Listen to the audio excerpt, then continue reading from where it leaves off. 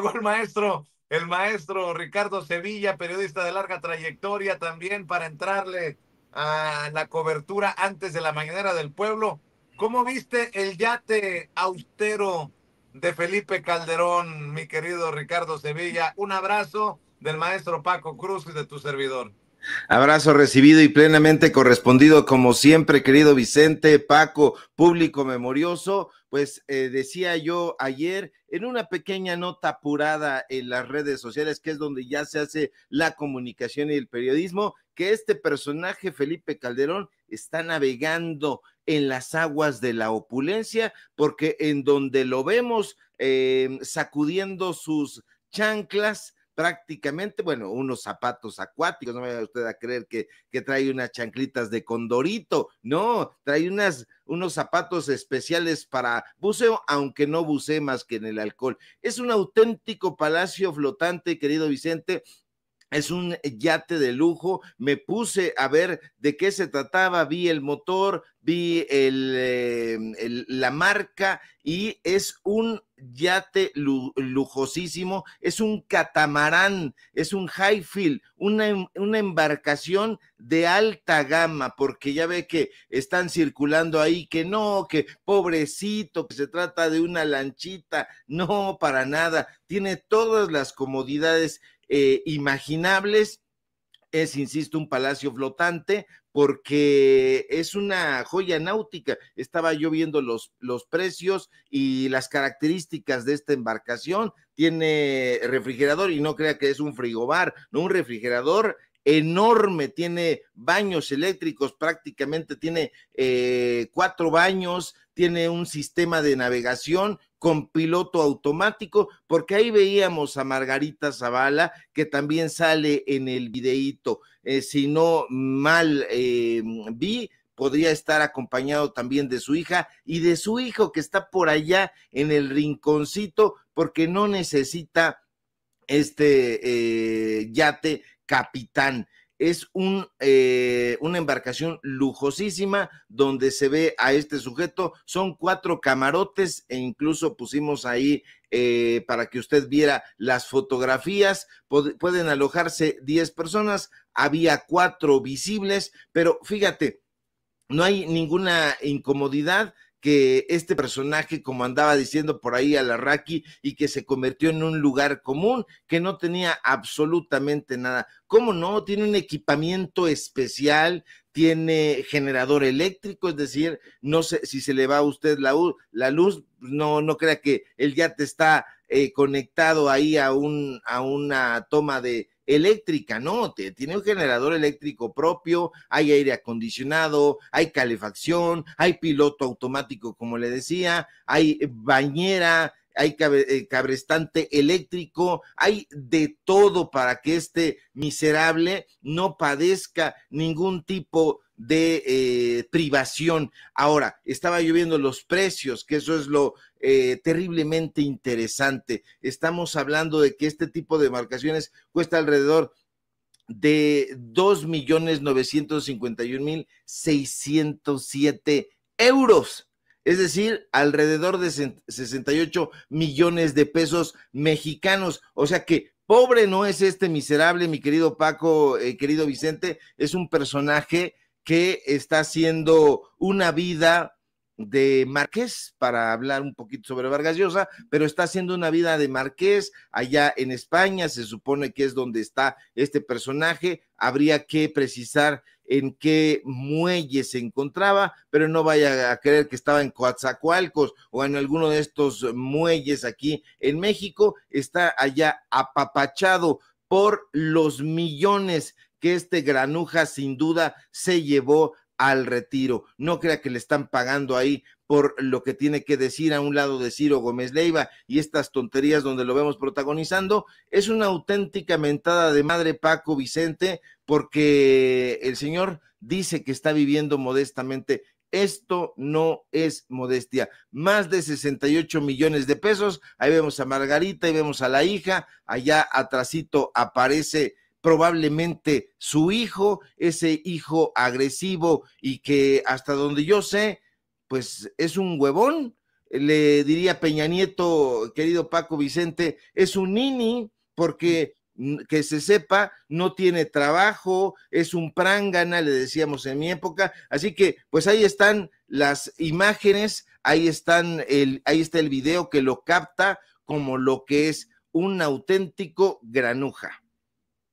Oye, querido Ricardo Sevilla, y muere a los 89 años Mario Vargas Llosa.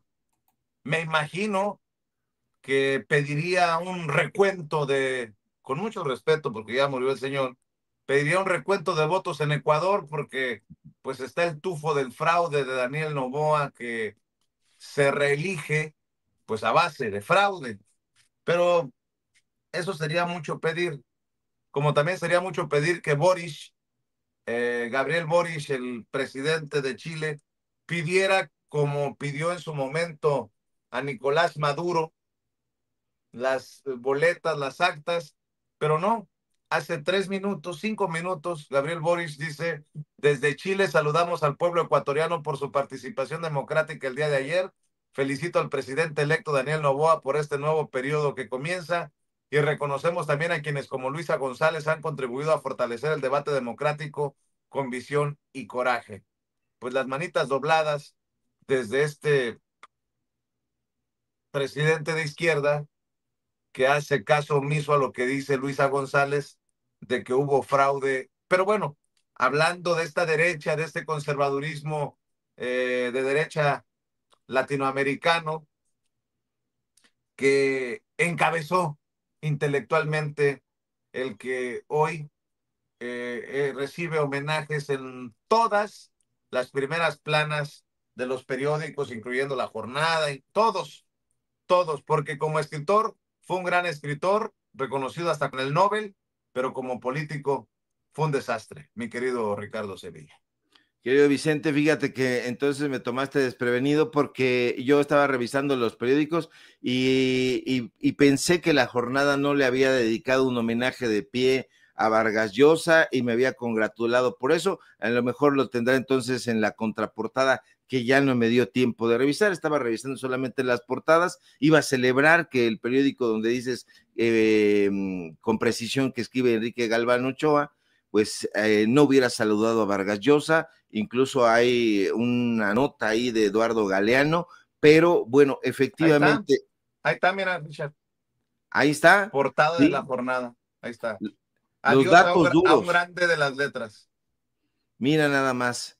Es un especial, sin duda, lo merece Vargas Llosa, ese es el cuestionamiento. Fíjate que este personaje que es polémico, pues ¿acaso valdría la pena hacer un recuento de su obra? Hay muchos libros que ayudaron a la comprensión crítica, no solamente en materia literaria, sino en materia incluso histórica y sociológica.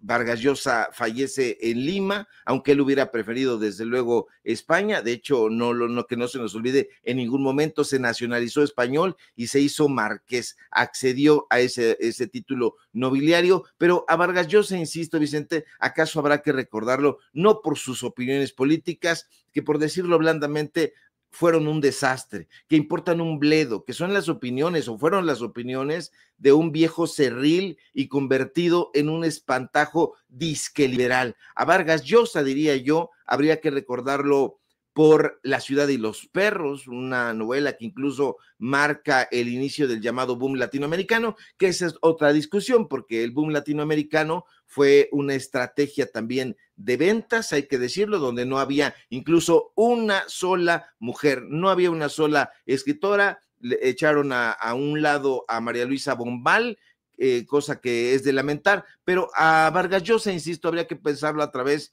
de La Casa Verde, una obra experimental, una obra que entrelaza múltiples historias, voces, Piura, la selva amazónica. A Vargas Llosa, infelizmente, no lo vamos a recordar por eso, no lo vamos a recordar por la señorita de Tacna, lo vamos a recordar como a un derechista cabrón, un personaje que se convirtió en un sujeto absolutamente clasista y racista, que estaba haciendo comentarios, atizado también por imbéciles como Sheridan, como Enrique Krause, porque hay que recordar que estos personajes, todo lo que han tocado lo han convertido en mierda. Entonces han visitado a Fernando Savater, visitaban con muchísima frecuencia a Vargas Llosa allá en las Españas. Lamentablemente, este tipo de contacto intelectual echó a perder su visión, una visión que a mí me parecía muy interesante. Yo recuerdo la famosa pregunta en la conversación en la catedral, ¿en qué momento se jodió el Perú? A mí me pareció muy interesante, no solamente eso, sino cuando se planteó aquí en México, en Televisa, y le dice en su cara a Octavio Paz, que además el moderador era el estúpido Enrique Krause, nunca se le quitó, pero él piensa que sí, pero hablando del PRI, él lo describió como la dictadura perfecta. Entonces, todas estas obras, todas estas intervenciones de Vargas Llosa no van a ser recordadas, por lo menos no en este momento. ¿Acaso allá en la academia van a seguir leyendo La Guerra del Fin del Mundo, una novela que a mí me parece extraordinaria porque está ambientada en Brasil, en el siglo XIX, Euclides da Cunha, el grande Ogrange Sertão Veredas, que es con lo que abre prácticamente esa obra. En fin, Vargas Llosa no va a ser recordado por eso. A mí me parece muy triste porque hacia el final de su carrera, que pudo haber cerrado con broche de oro una trayectoria como la que tuvo, prefiere irse a lo baladí, a estas opiniones en las rodillas. Y bueno, pues Vargas Llosa muere, 89 años tenía el escritor peruano que dejó Perú, muere en Perú, pero él hubiera preferido morir allá en las Españas. Yo recuerdo la fiesta del Chivo, que le gustaba al presidente Andrés Manuel López Obrador, y cómo no le va a gustar si era una auténtica crítica al poder absoluto, a las consecuencias de las dictaduras. En fin, a mí me parece, Vicente, ya para cerrar esta parte, que a Vargas Llosa habría que recordarlo por esto, habría que frecuentar algunos de sus libros, no todos, los de al final de su carrera son auténticas mediocridades. Yo lo leí primero con mucho interés, en algunos momentos con pasmo, con admiración, y hacia el final de su carrera literaria, lo deseché porque me pareció autor de una obra mediocre, y de sus opiniones políticas, simple y sencillamente enterrarlas con cierta piedad, porque nada de eso debería de estar recordándose, y no debería de recordarse porque ahora sí que lo echó a perder. Dirían aquí en mi barrio, perdón por cómo cierro, pero la cago, mi querido Vicente. Uf, duro el maestro Ricardo Sevilla. Mi querido Paco, ¿con qué cerrarías tú antes de irnos a la mañanera del pueblo? Mira, Vicente, rápido, y seguramente el maestro Sevilla va a concordar, porque sí hay que recordar aquello de México es una dictadura perfecta. Fue en septiembre de 90, ¿qué dice? Yo lo retomo alguna vez en algún libro mío de 2010, creo. Dijo, México es la dictadura perfecta. La dictadura perfecta no es el comunismo, no es Rusia, no es Fidel Castro. La dictadura perfecta es México. Y lo dijo en un coloquio, y tiene razón el maestro Ricardo Sevilla, coordinado por, se llamaba el debate El siglo XX, la experiencia de la libertad, a propósito de la Semana Internacional de Intelectuales, dirigida por Octavio Paz y moderado por Enrique Krause. Y yo, ya sabes, pues es parte de la historia, y también concuerdo, lo último de Vargas Llosa sí es una basura. Lo primero, yo anotaría en esos libros a la tía Julia y el escribidor, y que me parece sorprendente. Lo último ya no, y políticamente, pues es la extrema derecha, que además tiene una fundación que ahora dirige su hijo siempre, allá en España, ¿no? Que es ultraderechista. Y pues a veces uno, cuando se muere alguien, dice qué pena, pero en este caso yo digo, pues no debe haber pena, ya se va al olvido, y eso pasa, Vicente, y ya sabes, yo @Paco Cruz Jiménez en X, antes Twitter, Francisco Cruz Jiménez en Facebook, y un gran abrazo, maestro Sevilla. Vicente, aquí estoy pendiente por cualquier cosa.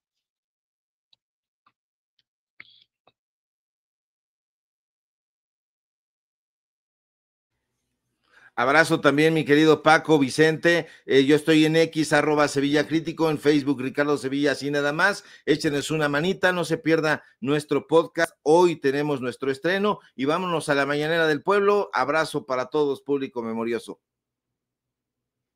Un abrazote, mi querido Ricardo. Ya veía yo por qué no entraba en cámara.